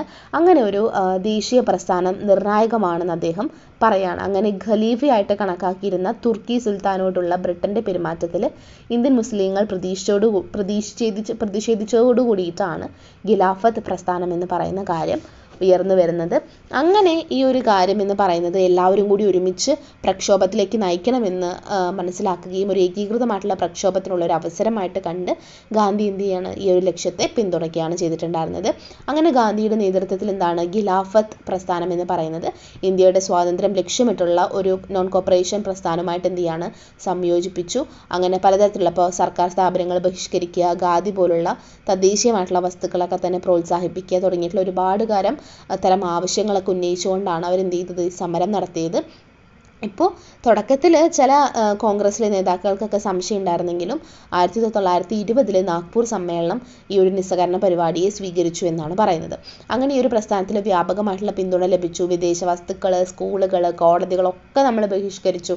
അങ്ങനെ അറസ്റ്റുകളും അക്രമങ്ങളും ഒക്കെ തന്നെ ഉണ്ടായിരുന്നു. സർക്കാർ നമ്മളെ അടിച്ചമർത്തലുകൾ ചെയ്തിട്ടുണ്ടായിരുന്നു. പ്രസ്ഥാനം പക്ഷേ ഇതിൻ്റെ ഇടയിൽ കൂടി വളർന്നു വന്നു. എന്നിരുന്നാലും പോലീസുകാർ കൊല്ലപ്പെട്ടിട്ടുണ്ടായിരുന്ന ചൗരി ചൗര സംഭവം എന്ന് പറയുന്നത് അക്രമം വർദ്ധിക്കുമെന്ന് ഭയന്നുകൊണ്ട് നമ്മുടെ പ്രസ്ഥാനം താൽക്കാലികമായിട്ട് നിർത്തിവെക്കാൻ വേണ്ടിയിട്ട് ഗാന്ധിജിയെ പ്രേരിപ്പിച്ചിട്ടുണ്ടായിരുന്നു. അങ്ങനെ ചിലരൊക്കെ ഈ ഒരു പ്രസ്ഥാനത്തെ, നമ്മുടെ നോൺ കോപ്പറേഷൻ ആയിട്ടുള്ള രീതിയിലുള്ള ഈ പ്രസ്ഥാനത്തെ, ഖിലാഫത്ത് പ്രസ്ഥാനത്തെയൊക്കെ തന്നെ താൽക്കാലികമായിട്ട് നിർത്തിവെക്കാനുള്ള ഗാന്ധിയുടെ തീരുമാനത്തെയൊക്കെ തന്നെ വിമർശിച്ചെങ്കിലും പക്ഷേ തീരുമാനം എന്ന് പറയുന്നത് രാജ്യത്തെ ഞെട്ടിച്ചു എന്നാണ് പറയേണ്ടത്. അപ്പോൾ അദ്ദേഹത്തിൻ്റെ നേതൃത്വത്തിൽ വിശ്വാസം നിലനിർത്തിക്കൊണ്ടാണ് അവരെന്ത് ചെയ്തത്, ഈ പ്രസ്ഥാനം നിർത്തലാക്കി വെച്ചത്. അപ്പോൾ ഓവറോളായിട്ട് നോൺ കോപ്പറേഷൻ ആൻഡ് ഖിലാഫത്തിനെ കുറിച്ച് മനസ്സിലായിട്ടുണ്ടാവുമെന്ന് വിചാരിക്കുന്നു. അപ്പോൾ ഈ ഒരു ഖിലാഫത്ത് പ്രസ്ഥാനം എന്ന് പറയുന്നത് ഹിന്ദുക്കളെയും മുസ്ലിങ്ങളെയും എന്ത് ചെയ്യാണ്, ഐക്യത്തോടെ കൊണ്ടുപോകാനും ഒരു ദേശീയ പ്രസ്ഥാനം എന്നുള്ള നിലയിൽ ഉയർന്നു വരാനൊക്കെ വേണ്ടിയിട്ടാണ് അത് ഉദ്ദേശിച്ചിട്ടുണ്ടായിരുന്നത്. പിന്നെ ദേശീയമായിട്ടുള്ള നമ്മുടെ വികാരങ്ങൾ പ്രചരിപ്പിക്കുന്നതിനും ഹിന്ദു മുസ്ലിം ഐക്യം ശക്തിപ്പെടുന്നതിനും ഇന്ത്യയിലുടനീളം ഈ ഒരു ദേശീയ പ്രസ്ഥാനത്തിൻ്റെ വളർച്ചയ്ക്ക് സംഭാവന നൽകിയെന്നാണ് പറയുന്നത്. ഇനി നമ്മൾ അടുത്ത് ഡിസ്കസ് ചെയ്യുന്നത് സിവിൽ ഡിസോബീഡിയൻറ്റ് മൂവ്മെൻറ്റിനെ കുറിച്ചിട്ടാണ്. അതായത് നിസ്സഹകരണ പ്രസ്ഥാനം എന്ന് പറയുന്നത് താൽക്കാലികമായിട്ട് നിർത്തിവെച്ചതിന് ശേഷം കോൺഗ്രസ് എന്ത് ചെയ്തു, കുറച്ചുകൂടി മറ്റ് പരിപാടികളിലേക്ക് മേഖലയിലേക്ക് ശ്രദ്ധ കേന്ദ്രീകരിച്ചു. ഇപ്പോൾ സ്പിന്നിങ് വീൽ, അതായത് ചർക്ക എന്ന് പറയുന്നത് കുറച്ചുകൂടി ജനപ്രിയമാക്കുക, അതുപോലെ സ്കൂളുകളെയൊക്കെ തന്നെ നമ്മുടേതായിട്ടുള്ള സ്കൂളുകളെ പ്രോത്സാഹിപ്പിക്കുക, അതുപോലെ തൊട്ടുകൂടായ്മ അങ്ങനത്തെ കാര്യങ്ങൾക്കെതിരെയൊക്കെ തന്നെ പോരാടുക, ഹിന്ദുക്കളുടെയും മുസ്ലിങ്ങളുടെയും ഒക്കെ തന്നെ ഐക്യം വളർത്താൻ തുടങ്ങിയിട്ടുള്ള കാര്യങ്ങളൊക്കെ തന്നെ അവർ കൊണ്ടുവന്നിട്ടുണ്ടായിരുന്നു. അപ്പോൾ ഈ ഒരു കാലഘട്ടം എന്ന് പറയുന്നത് നമ്മുടെ സ്വാതന്ത്ര്യ സമരത്തിൻ്റെ അടിത്തറ എന്ന് പറയുന്നത് ശക്തിപ്പെടുത്താനാണ് ലക്ഷ്യമിട്ടിട്ടുണ്ടായിരുന്നത്. ഇപ്പോൾ ഇന്ത്യയുടെ പ്രാതിനിധ്യമില്ലാതെ 1927 ഒരു സൈമൺ കമ്മീഷൻ നിയമിച്ചിട്ടുണ്ടായിരുന്നത് ഇന്ത്യയിലുടനീളം വളരെ പ്രശ്നങ്ങൾ ഉണ്ടാക്കിയിട്ടുണ്ടായിരുന്നു സൈമൺ കമ്മീഷൻ വന്നതിനെതിരെ. അതുകൊണ്ട് തന്നെ ഈ ഒരു പ്രതിഷേധത്തിന് കാരണമാവുകയും കമ്മീഷനെ ബഹിഷ്കരിക്കാൻ വേണ്ടിയിട്ട് കോൺഗ്രസ് എന്ത് ചെയ്യാണ് തീരുമാനിക്കുകയും ചെയ്തു. രാജ്യവ്യാപകമായിട്ടുള്ള ഹർത്താലും പ്രകടനങ്ങളും ഒക്കെ തന്നെ സൈമൺ കമ്മീഷനെതിരെ 1927 കാലഘട്ടങ്ങളിൽ ഉണ്ടായിരുന്നു. അതുപോലെ ലാഹോറിലെ പോലീസ് ലാത്തിചാർജിനിടെ നമ്മുടെ ദേശീയ നേതാവായിട്ടുള്ള ലാലാ ലജ്പത് റായ്ക്ക് മാരകമായിട്ട് പരിക്കേറ്റിട്ടുണ്ടായിരുന്ന സംഭവം ഉണ്ടായിരുന്നു. അങ്ങനെ ഒരുപാട് പ്രശ്നങ്ങൾ എന്ത് ചെയ്തു പ്രതിഷേധത്തിന് ഒരു ആവേശം കൂട്ടിയെന്നാണ് പറയുന്നത്. അപ്പോൾ സൈമൺ കമ്മീഷനെ പിരിച്ചുവിടാനൊക്കെ തന്നെ സർക്കാരിനെ നിർബന്ധിതരാക്കുകയും ഒക്കെ തന്നെ ഇത്തരത്തിലുള്ള പ്രതിഷേധങ്ങൾ കാരണമായി എന്നാണ് പറയുന്നത്. അതുപോലെ ഇന്ത്യയോട് കുറച്ചുകൂടി കൂറ് പുലർത്തിയിട്ടുണ്ടായിരുന്ന ഇംഗ്ലണ്ടിലുണ്ടായിരുന്ന ലേബർ പാർട്ടി എന്ന് പറയുന്നത് അധികാരത്തിൽ വന്നു. അതോട് കൂടിയിട്ട് നമ്മുടെ കോൺഗ്രസ് എന്ന് പറയുന്ന സമ്പൂർണ്ണ സ്വാതന്ത്ര്യത്തെ അവരുടെ അടുത്ത് ആവശ്യപ്പെടുകയാണ്. അങ്ങനെ ബ്രിട്ടീഷ് സർക്കാരിന് എന്ത് ചെയ്യാണ് ഇതോടെ അവരോട് നിർത്തലാക്കണമെന്ന് നമ്മൾ ശാസനം നൽകുന്നു. അങ്ങനെ കൃത്യമായിട്ടുള്ളൊരു ഉറപ്പൊന്നും കിട്ടിയില്ല നമുക്ക് സ്വാതന്ത്ര്യം കിട്ടുന്നുള്ള രീതിയിലൊന്നും. അപ്പോൾ എന്ത് ചെയ്യാണ് നമ്മുടെ കോൺഗ്രസ് പ്രസിഡന്റ് ജവഹർലാൽ നെഹ്റു 1929 ലാഹോർ സമ്മേളനത്തിൽ വെച്ചിട്ട് പൂർണ്ണ സ്വരാജ് എന്ന് പറയുന്ന ഒരു പ്രമേയത്തെ അവതരിപ്പിക്കുകയാണ്. അങ്ങനെ ഇന്ത്യയിൽ സമ്പൂർണ്ണ സ്വാതന്ത്ര്യത്തിനുള്ള ഒരു കാര്യം പ്രഖ്യാപിച്ചുകൊണ്ട് കോൺഗ്രസ് മുന്നോട്ട് വന്നു. അങ്ങനെ ഈ ഒരു പ്രമേയം എന്ന് പറയുന്നത് ബ്രിട്ടീഷ് സർക്കാരിനെതിരെ നിസ്സഹകരണ പ്രസ്ഥാനം എന്ന് പറയുന്ന ഒരു കാര്യം ആരംഭിക്കാൻ വേണ്ടിയിട്ട് കാരണമായി എന്നാണ് പറയുന്നത്. അങ്ങനെ 1930 ജനുവരി 26 രവി നദിയുടെ തീരത്ത് വെച്ചിട്ട് നെഹ്റു ഇന്ത്യൻ സ്വാതന്ത്ര്യത്തിൻ്റെ ത്രിവർണ്ണ പതാക എന്ന് പറയുന്ന ഒരു കാര്യം ഉയർത്തിപ്പിടിച്ചുകൊണ്ട് ലാഹോർ സമ്മേളനം സമാപിക്കുകയാണ് ഉണ്ടായത്. അങ്ങനെ സിവിൽ നിസ്സഹകരണത്തിലൂടെയാണ് ബ്രിട്ടീഷ് ഭരണത്തെ ചെറുക്കുമെന്ന് ആളുകൾ പ്രതിജ്ഞയെടുത്തോടു കൂടിയിട്ട് നമ്മുടെ ഇന്ത്യയിലെ ഒരു സ്വാതന്ത്ര്യ സമരത്തിന് ഒരു പുതിയ ഘട്ടത്തിന് തുടക്കം അടയാളപ്പെടുത്തിയതൊക്കെ തന്നെ ഈ ഒരു സിവിൽ ഡിസൊബീഡിയൻ മൂവ്മെൻ്റ് ആണ്. അതായത് സിവിലായുള്ള ഈ നിയമങ്ങളെയൊക്കെ തന്നെ നമ്മൾ എന്ത് ചെയ്യാണ് കാറ്റിൽ പറത്തിക്കൊണ്ടാണ് ഉണ്ടായിരുന്നത്. അപ്പോൾ സിവിൽ നിസ്സഹകരണത്തിലൂടെ ബ്രിട്ടീഷ് ഭരണം എന്ന് പറയുന്നത് നമ്മൾ ചെറുത്ത് നിൽക്കുമെന്ന് പറഞ്ഞിട്ടുണ്ടായിരുന്നു. പിന്നെ ഇതിലൊരു കാര്യം എന്ന് പറയുന്നത് നമ്മുടെ സൈമൺ കമ്മീഷൻ വന്നു, അതിനെ ബോയ്ക്കൗട്ട് ചെയ്തു. അതുപോലെ തന്നെ നമ്മുടെ ഇംഗ്ലണ്ടിൽ ലേബർ പാർട്ടി വന്നു. അപ്പോൾ അതൊക്കെ നമ്മൾ എന്ത് ചെയ്യാണ് സ്വാതന്ത്ര്യത്തിലേക്ക് നയിച്ചു എന്ന് വേണം പറയാൻ വേണ്ടിയിട്ട്. ഇനി നമ്മൾ ഡിസ്കസ് ചെയ്യാൻ വേണ്ടി പോകുന്നത് സോൾട്ട് സത്യാഗ്രഹത്തെക്കുറിച്ചിട്ടാണ്. നമുക്കറിയാം ഉപ്പ് സത്യാഗ്രഹം എന്ന് നമ്മൾ ചെറുപ്പം മുതലേ കേട്ടിട്ടുള്ളൊരു കാര്യമാണ്. ഉപ്പിൻ്റെ ഉൽപ്പാദനത്തിലും അതുപോലെ വിൽപ്പനയിലും ഒക്കെ തന്നെ ഒരു കുത്തക കൊണ്ടുവരാണ് ബ്രിട്ടീഷുകാർ ചെയ്തത്. അതായത് ബ്രിട്ടീഷ് ഉപ്പ് നിയമങ്ങളിൽ പ്രതിഷേധിച്ചുകൊണ്ടാണ് ഗാന്ധിജി ചെയ്തത് 12 മാർച്ച് 1930 ഉപ്പ് മാർച്ച് എന്നറിയപ്പെടുന്ന, അതായത് സോൾട്ട് മാർച്ച് എന്നറിയപ്പെടുന്ന ഉപ്പ് സത്യാഗ്രഹം ആരംഭിച്ചത്. ഈ ഒരു ഉപ്പ് എന്ന് പറയുന്നത് എല്ലാ വീടുകളിലും ഏറ്റവും കൂടുതൽ അത്യാവശ്യമുള്ളൊരു കാര്യമാണ്. എന്നിട്ടും ഇന്ത്യക്കാർക്ക് അത് ഉയർന്ന വിലയ്ക്ക് വാങ്ങാൻ വേണ്ടി നിർബന്ധിതരാവുകയാണ്. അതുകൊണ്ട് വ്യക്തിഗത ഉപയോഗത്തിനായിട്ട് ഉപ്പ് നിർമ്മിക്കുന്നത് വരെ അവർ നിരോധിക്കുകയാണ് ചെയ്തിട്ടുണ്ടായിരുന്നത്. അപ്പോൾ ഈ ഒരു പ്രശ്നം ലക്ഷ്യം വെച്ചുകൊണ്ടാണ് സമൂഹത്തിലെ എല്ലാ വിഭാഗങ്ങളിൽ നിന്നുള്ള ആളുകളെ അണിനിരത്താൻ വേണ്ടിയിട്ട് ഗാന്ധിജി ലക്ഷ്യമിടുകയാണ്. ഗാന്ധിജിയും അദ്ദേഹത്തിൻ്റെ 78 സന്നദ്ധ പ്രവർത്തകരും സബർമതി ആശ്രമത്തിൽ നിന്ന് ഗുജറാത്തിലെ തീരദേശ ഗ്രാമമായിട്ടുള്ള ദണ്ഡിയിലേക്ക് ഒരു മാർച്ച് നടത്തുകയാണ്. അങ്ങനെയാണ് ദണ്ഡി മാർച്ച് എന്നുകൂടി ഇത് പറയപ്പെടുന്നത്. 350 കിലോമീറ്ററോളം ദൂരം പിന്നിട്ട ഈ ഒരു ജാഥയിൽ സ്ത്രീകൾ ഉൾപ്പെടെ എല്ലാ ജാതിയിലും പെട്ടിട്ടുള്ള ഗ്രാമീണറുകൾ പങ്കെടുത്തോടു കൂടിയിട്ട് ഈ ഒരു സത്യാഗ്രഹം എന്ന് പറയുന്നത് വളരെയധികം രാജ്യവ്യാപകമായിട്ടുള്ള ശ്രദ്ധ പിടിച്ചു പറ്റുകയാണ് ഉണ്ടായത്. ഏപ്രിൽ 5 ദണ്ഡിയിലെത്തിയ ഗാന്ധിജി പ്രതീകാത്മകമായിട്ട് കടലിൽ നിന്ന് ഒരു പിടി ഉപ്പെടുത്ത് ഉപ്പ് നിയമം ലംഘിക്കുകയാണ് ഉണ്ടായത്. അങ്ങനെ ബ്രിട്ടീഷ് നിയമങ്ങൾ എന്ന് പറയുന്നത് അനുസരിക്കാൻ വേണ്ടി ഇന്ത്യ വിസമ്മതിച്ചതിൻ്റെ ഒരു സൂചനയായിട്ടാണ് ഇത് കാണുന്നത്. ഉപ്പ് നിയമങ്ങൾ ലംഘിക്കുക, അതുപോലെ തന്നെ മറ്റ് ഫോറസ്റ്റ് റിലേറ്റ് ചെയ്തിട്ടുള്ള ലോസ് ഒക്കെ നിയമങ്ങളൊക്കെ തന്നെ ലംഘിച്ച് മരം മുറിക്കുക, അതുപോലെ ടാക്സ് അടയ്ക്കാൻ വേണ്ടിയിട്ടൊക്കെ തന്നെ വിസമ്മതിക്കുക തുടങ്ങിയിട്ടുള്ള പലതരത്തിലുള്ള നിസ്സഹകരണ പ്രവർത്തനങ്ങളിൽ ആളുകൾ ഏർപ്പെട്ടോട് കൂടിയിട്ട് ഈ ഒരു പ്രസ്ഥാനം രാജ്യത്തുടനീളം വേഗത്തിൽ ശക്തി പ്രാപിക്കുകയാണ് ഉണ്ടായത്. അങ്ങനെ വലിയ തോതിലുള്ള പ്രകടനങ്ങൾ, ഹർത്താലുകൾ, വിദേശ വസ്തുക്കളുടെ ബഹിഷ്കരണം, അതുപോലെ ഈ ഒരു ടോട്ടലായിട്ട് ഇൻ്റർനാഷണലി നമ്മൾ എല്ലാ പത്രത്തിൻ്റെയും കവറേജും ആകർഷിക്കുകയാണ് അതിലൂടെ ഉണ്ടായത്. ബ്രിട്ടീഷ് സർക്കാർ എത്ര ക്രൂരമായിട്ടുള്ള രീതിയിലാണ് നമ്മുടെ ഇന്ത്യക്കാരെ അടിച്ചമർത്തിയിട്ടുണ്ടായിരുന്നത് എന്നതിലൂടെ പറയുകയും ഗാന്ധിജി ഉൾപ്പെടെ 90,000-ലധികം സത്യാഗ്രഹികളെ അറസ്റ്റ് ചെയ്യുകയും ലാത്തിച്ചാർജും വെടിവെപ്പും ഒക്കെ തന്നെ ഉണ്ടായിരുന്ന ഒരു ടൈമിൽ പത്രങ്ങളുടെ ഒരു സെൻസർഷിപ്പ് വരെ നടത്തുകയും അവർ ചെയ്തിട്ടുണ്ടായിരുന്നു. സെൻസർഷിപ്പ് എന്ന് പറയുന്നത് അവർക്ക് ആവശ്യമില്ലാത്തൊക്കെ അവർ കട്ട് ചെയ്ത് കളയും. അങ്ങനെ അടിച്ചമർത്തലുകൾക്കിടയിലും നിസ്സഹകരണ പ്രസ്ഥാനം എന്ന് പറയുന്നത് ഇന്ത്യയുടെ ബ്രിട്ടീഷ് ഭരണത്തിനെതിരായിട്ടുള്ള ഏറ്റവും വലിയൊരു സമരമായിട്ട് ഉയർന്നു വരികയാണ് ഉണ്ടായത്.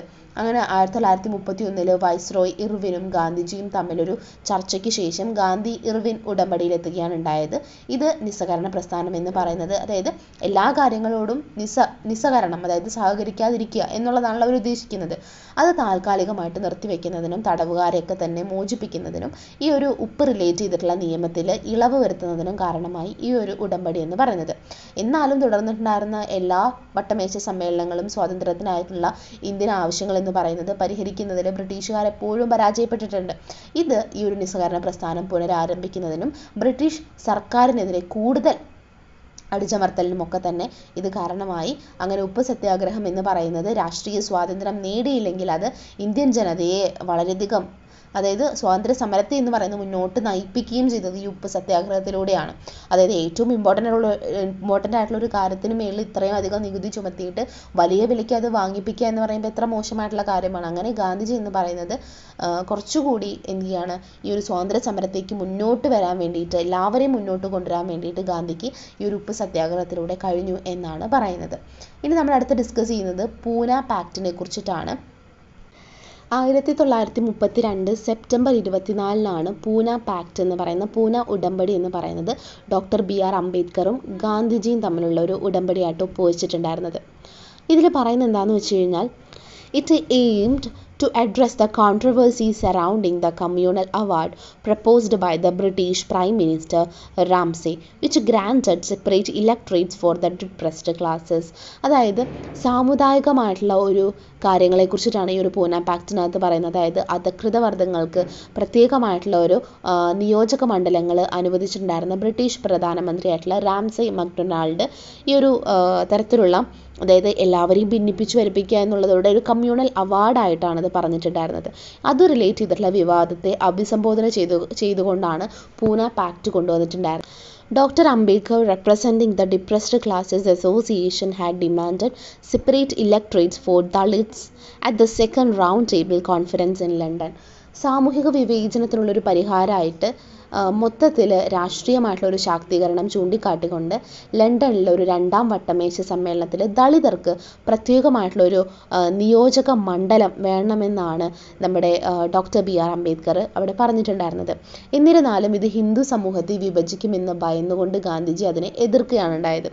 സോ ഇത്തരത്തിൽ ഏറ്റവും ഡിപ്രസ്ഡ് ആയിട്ട് കിടക്കുന്ന വർഗ്ഗങ്ങൾക്ക് പ്രത്യേകമായിട്ടുള്ള നിയോജക മണ്ഡലങ്ങൾ അനുവദിച്ച സാമുദായിക അവാർഡ്, അതായത് കമ്മ്യൂണൽ അവാർഡിന് മറുപടിയായിട്ട് ഗാന്ധിജി എന്ത് ചെയ്തു, നിരാഹാര സമരം ആരംഭിച്ചു. സോ ഈ ഒരു സാഹചര്യത്തിൽ ഇതിൻ്റെ ഗൗരവം മനസ്സിലാക്കിയിട്ടുണ്ടായിരുന്ന അംബേദ്കർ, അതുപോലെ ഒരുപാട് തിരഞ്ഞെടുക്ക നേതാക്കളും ഒക്കെ കൂടി ഗാന്ധിജി എന്ത് ചെയ്തു, ജയിലിൽ സന്ദർശിച്ചുകൊണ്ട് പൂന ഉടമ്പടിയിലേക്ക് നയിച്ചു. ഈ ഒരു ഉടമ്പടി എന്ന് പറയുന്നത് പൊതു നിയോജക മണ്ഡലത്തിനുള്ളിൽ ഈ ഒരു ഡിപ്രസ്ഡ് ക്ലാസ്സസിന് സംവരണ സീറ്റുകൾ അനുകൂലമായിട്ട് കൊടുക്കുക. അതായത് ഏത് നിയോജക മണ്ഡലത്തിലാണ് അവർക്ക് കൊടുക്കേണ്ടത് ആ അനുകൂലമായിട്ട് പ്രത്യേക നിയോജക മണ്ഡലങ്ങളിൽ എന്ത് ചെയ്യുക, ഈ ഡിപ്രസ്ഡ് ആയിട്ടുള്ള ക്ലാസ്സസിന് സംവരണ സീറ്റുകൾ നൽകുക എന്നത് പറഞ്ഞു. അപ്പോൾ അതായത് ഈ കമ്മ്യൂണൽ അവാർഡ് നിർദ്ദേശിച്ചിട്ടുണ്ടായിരുന്ന ഈ ഒരു ഡബിൾ വോട്ടിംഗ് സമ്പ്രദായം റദ്ദാക്കുകയും ഓരോ നിയമസഭകളിലും സംവരണ സീറ്റുകളുടെ എണ്ണം 148 വർദ്ധിപ്പിക്കുകയും ചെയ്തു. അങ്ങനെ ഒരു പൂന ഉടമ്പടി എന്ന് പറയുന്ന പ്രത്യേകമായിട്ടുള്ള നിയോജക മണ്ഡലങ്ങൾ പിൻവലിച്ചു എന്നുണ്ടെങ്കിലും 10 വർഷത്തേക്ക് ഈ ഒരു ഡിപ്രസ്ഡ് ക്ലാസ്സസിന് വർദ്ധിച്ച പ്രാതിനിധ്യം ഉറപ്പാക്കുകയും ഈ ഡിപ്രസ്ഡ് ക്ലാസ്സസിൻ്റെ ആവശ്യങ്ങളൊക്കെ തന്നെ അഭിസംബോധന ചെയ്യുന്നതിനൊപ്പം നമ്മുടെ ഹിന്ദു സമൂഹത്തിൻ്റെ സമഗ്രത നിലനിർത്തുന്നതിന് വേണ്ടിയിട്ട് ഈ ഒരു കരാറ് പങ്കുവച്ചു. അപ്പോൾ ഗാന്ധിജിയുടെ അഭ്യർത്ഥനയ്ക്ക് മറുപടിയായിട്ട് ക്ഷേത്രങ്ങളും പൊതുകിണറുകളും ഒക്കെ തന്നെ അയിത്ത് ജാതിക്കാർക്ക് വേണ്ടിയിട്ട് തുറന്നു കൊടുക്കുന്നതും അതുപോലെ മറ്റു കാര്യങ്ങളിലേക്കൊക്കെ തന്നെ ഇത് നയിച്ചു. അങ്ങനെ ഒരു സാമൂഹികമായിട്ടുള്ളൊരു ഉൾച്ചേർക്കലിലേക്കുള്ളൊരു സുപ്രധാന ചുവടുവെപ്പായിരുന്നു പൂന പാക്റ്റ് എന്ന് പറയുന്നത്. അപ്പോൾ ഇതിനകത്ത് നമ്മുടെ പൂന ഉടമ്പടി എന്ന് പറയുന്നത് 1932 സെപ്റ്റംബർ 24 നമ്മുടെ ഗാന്ധിജിയും അംബേദ്കറും കൂടിയിട്ടാണ് ഇത് ചെയ്തിട്ടുണ്ടായിരുന്നത്. അപ്പോൾ ഒരു കമ്മ്യൂണൽ അവാർഡ് എന്നുള്ള രീതിയിൽ പ്രത്യേകം ഇലക്ട്രേറ്റ് കൊണ്ടുവരാണ്, അല്ലെങ്കിൽ പ്രത്യേക നിയോജക മണ്ഡലങ്ങൾ കൊണ്ടുവന്നതിനെ എതിർത്തുകൊണ്ട് ഗാന്ധി എന്ത് ചെയ്യുകയാണ്, ഈ ഹിന്ദുക്കളൊക്കെ വിഭജിക്കപ്പെടുമെന്ന് വിചാരിച്ചിട്ടുണ്ടായിരുന്ന ഗാന്ധി എന്ത് ചെയ്തു, ഇതിനെതിരെ നിരാഹാര സമരത്തിലേക്ക് നടന്നു. അങ്ങനെ അംബേദ്കർ വന്ന് ഇനിയിപ്പോൾ അങ്ങനെ ഒരു സെപ്പറേറ്റ് ആയിട്ടുള്ള ഒരു സംഭവം, നിയോജക മണ്ഡലം വേണ്ട, എന്താണ് ഇത്രയധികം സീറ്റുകൾ, സംവരണ സീറ്റുകൾക്ക് അനുകൂലമായിട്ടുള്ള പ്രത്യേക നിയോജക മണ്ഡലങ്ങളിൽ കൊടുക്കാം എന്ന് പറഞ്ഞുകൊണ്ടാണ് ഈ ഒരു പ്രശ്നത്തെ അവസാനിപ്പിച്ചിട്ടുണ്ടായിരുന്നത്. ഇനി നമ്മൾ ഡിസ്കസ് ചെയ്യുന്നത് what is quit India do or die എന്നതിനെ കുറിച്ചിട്ടാണ്. 1942 ഓഗസ്റ്റ് 8-നാണ് ക്വിറ്റ് ഇന്ത്യ പ്രസ്ഥാനം ആരംഭിക്കുന്നത്. ഇന്ത്യയുടെ സ്വാതന്ത്ര്യ സമര കാലഘട്ടത്തിലെ ഒരു ഏറ്റവും സുപ്രധാനമായിട്ടുള്ളൊരു നിമിഷത്തെയാണ് ക്വിറ്റ് ഇന്ത്യ സമരം എന്ന് പറയുന്നത്. ഗാന്ധിജിയുടെ നേതൃത്വത്തിൽ കോൺഗ്രസ്സിൽ ഇന്ത്യയിലെ ബ്രിട്ടീഷ് ഭരണം ഉടൻ അവസാനിപ്പിക്കണമെന്ന് പറഞ്ഞുകൊണ്ട് പ്രശസ്തമായിട്ടുള്ളൊരു പ്രമേയം പാസ്സാക്കി. അതാണ് ഡു ഓർ ഡൈ, അതായത് ചെയ്യുക അല്ലെങ്കിൽ മരിക്കുക എന്ന് പറയുന്ന ഒരു ആഹ്വാനം. ഇത് ജനങ്ങളിൽ വളരെയധികം റിഫ്ലക്റ്റ് ചെയ്യുകയും ബ്രിട്ടീഷ് കൊളോണിയലിസത്തിനെതിരായിട്ട് രാജ്യവ്യാപകമായിട്ട് ഈ ഒരു പ്രസ്ഥാനത്തിന് പ്രചോദനം നൽകുകയും ചെയ്തു. അപ്പോൾ ഗാന്ധിജിയും മറ്റ് കോൺഗ്രസ് നേതാക്കളെയൊക്കെ തന്നെ അറസ്റ്റ് ചെയ്തു, അവരെയൊക്കെ തന്നെ അടിച്ചമർത്തലിലൂടെയൊക്കെ തന്നെ കൊണ്ടുപോയെങ്കിലും ഈ അടിച്ചമർത്തലുകൾക്കിടയിലും രാജ്യത്തുടനീളമായിട്ട് ഈ ഒരു പ്രതിഷേധം എന്ന് പറയുന്നത് പൊട്ടിപ്പുറപ്പെട്ടുകൊണ്ടിരുന്നു. അങ്ങനെ ഈ ഒരു പ്രസ്ഥാനം ശക്തി പ്രാപിക്കുകയാണ് ഉണ്ടായത്. ഹർത്താലുകളിലൂടെയും അതുപോലെ ഒരുപാട് തരത്തിലുള്ള മാർച്ചുകളിലൂടെയൊക്കെ തന്നെ നിസ്സഹകരണം എന്ന് പറയുന്ന ഒരു കാര്യം, അത്തരത്തിലുള്ള പ്രവർത്തനങ്ങളിലൂടെ ജനങ്ങൾ എന്ത് ചെയ്തു, അവർ ഇനി മസ്റ്റായിട്ടും അവർക്ക് ഇൻഡിപെൻഡൻസ് കിട്ടിയേ പറ്റൂ എന്ന് പറഞ്ഞിട്ടൊരു നിശ്ചയദാർഢ്യമാണ് അവർ കാണിച്ചിട്ടുണ്ടായിരുന്നത്. ചില പ്രദേശങ്ങളിൽ ബ്രിട്ടീഷ് അധികാരത്തിനെതിരെ വളരെയധികം ധിക്കാരമായിട്ട് നമ്മൾ പറയുകയാണെന്നുണ്ടെങ്കിൽ മറ്റ് സർക്കാരുകൾ വരെ സ്ഥാപിക്കപ്പെട്ടിട്ടുണ്ടായിരുന്നു.